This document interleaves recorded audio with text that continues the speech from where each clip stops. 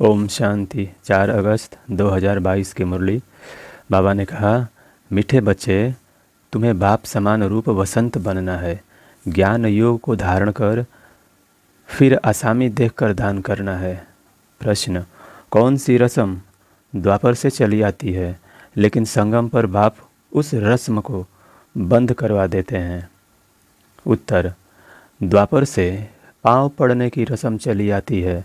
बाबा कहते, यहाँ तुम्हें किसी को भी पाँव पड़ने की दरकार नहीं।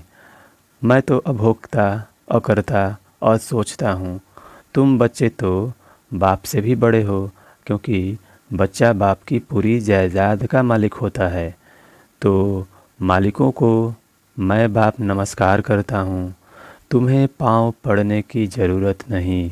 हाँ, छोटे बड़ों का रिगार्ड तो रखना ही पड़ता है।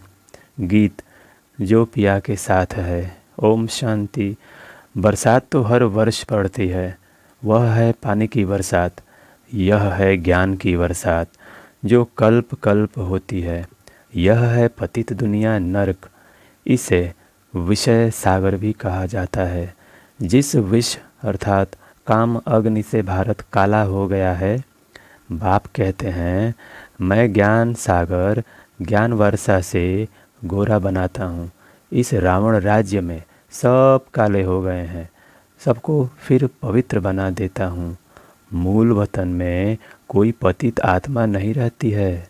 सतयुग में भी कोई पतित नहीं रहते हैं। अभी यह है पतित दुनिया, तो सबके ऊपर ज्ञान वर्षा चाहिए। ज्ञान वर्षा से ही फिर सारी दुनिया पवित्र बन जाती है। दुनिया यह नहीं जानती कि हम कोई काले पतित हो गए हैं। सतयुग में कोई पतित होता नहीं, सारी दुनिया ही पवित्र है। वहाँ सतयुग में पतित का नाम निशान नहीं रहता। इसलिए विष्णु को क्षीर सागर में दिखाते हैं। उसका अर्थ भी संसार के अज्ञानी मनुष्य नहीं जानते हैं।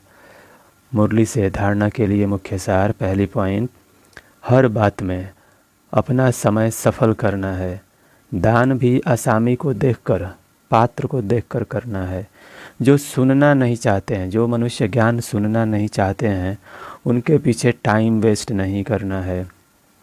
बाप के और देवताओं के भक्तों को ज्ञान देना है। दूसरी पॉइंट, अविनाशी ज्ञान रत्नों को धारण कर साहूकार बनना है। पढ़ाई जरूर पढ़नी है।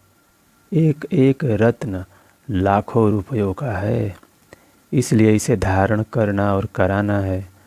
वरदान, हर कर्म में बाप का साथी रूप में अनुभव करने वाले सिद्धि स्वरूप भव। अर्थात सबसे सहज और निरंतर याद का साधन है सदा बाप के साथ का अनुभव हो। साथ की अनुभूति याद करने की मेहनत से छुड़ा देती है।